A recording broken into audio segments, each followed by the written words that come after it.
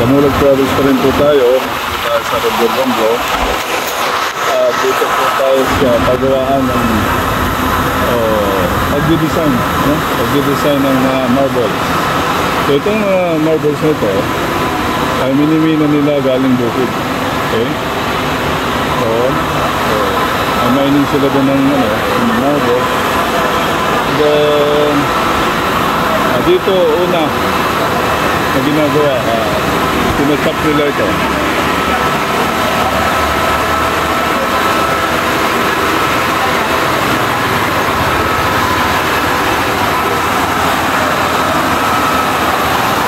Ayan, so pinikinis nila ito.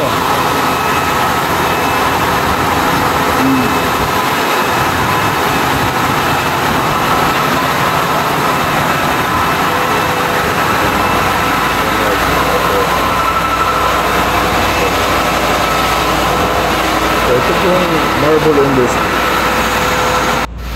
Ito po ang pinabubuhay dito sa Romblon. 80% ng marmol sa Pilipinas ay galing po dito sa Romblon. Okay? So napaka-yaman po ng kanilang marble deposit dito sa Romblon, wherein ito na rin po ang kinakabuhay ng mga tao, ng mga taga rito.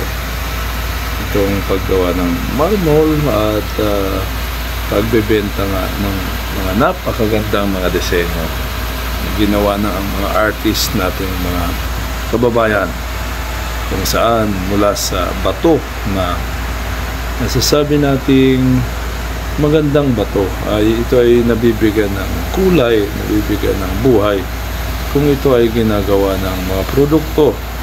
So dito po ay kinakat ng mga manggagawa yung malaking tipak ng bato. Okay, so kinakat nila yan, depende sa size na gusto nila, depende sa width, sa length, kung anong project. So mula doon sa naglalakihang mga bato, mga kababayan, ay ito ay nare-reduce. Yung iba, for example, ay gagawin mga basin, mga flower vase, mga kung ano-ano, mga magagandang produkto galing dito sa marmol. Ayan. So dito, makikita nyo na napakalalaki ng mga tipak ng bato rito. Ito, bato lang itong marmol. Okay. Pero magandang klase ng bato, mga kababayan. At ang end product nito ay talaga naman na pag nilagay mo sa bahay mo, matutuwa ka. Kasi unang-una, ito ay matigas. Okay? Matigas siya. Unlike kung mga ceramic, for example, pag nahulog, ay madali siyang mabasag. Itong marmol, ito ay matigas kasi bato. Although nababasag naman siya, but then this is harder than ceramics. Okay? Napaka matibay itong marmol compare mo sa mga ceramics, mga kababayan. So kung napapansin nyo yung mga paggawa natin ng mga yung sa nicho, ayan, yung mga ano bang tawag doon, yung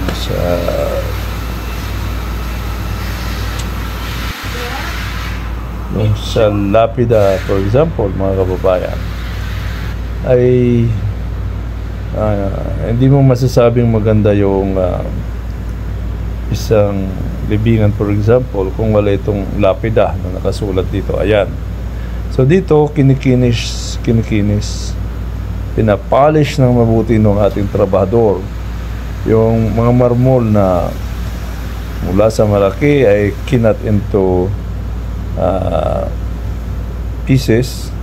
Kinat siya ng ayon sa size na kailangan. O ito naman, mga kababayan, ready na po ito na ipagbenta nila. So dito sa kumpanya na ito, Sila ay mula sa minang bato ay kinakat nila ito sa mas maliliit, at pagkatapos ay yung iba ginagawa nilang mga kung ano-anong produkto. Pero yung mga maliliit na products, ito naman ay ginagawa sa ibang lugar o sa ibang mga artist ng mga ibang artist rather. So ayan, napakarami po ng nakat na nila, okay, na ito i-distribute po ito sa buong Pilipinas. So yan, ginawa na nilang produkto po iyan. Ito yung pinagawa natin na mug. Pwede kayo magpa-personalize ng mug. Pwede nyo palagyan ng inyong pangalan, ng kung anong gusto nyo. So dito po yan sa Romblon, ano. So kung may time kayo, bisitahin nyo yung probinsya ng Romblon dito po sa Mimaropa.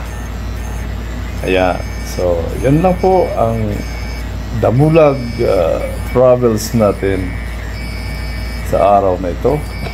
Maraming salamat po, at bisitahin nyo po ang aming damulag.com. Damulag.com po. Maraming salamat po sa inyong lahat.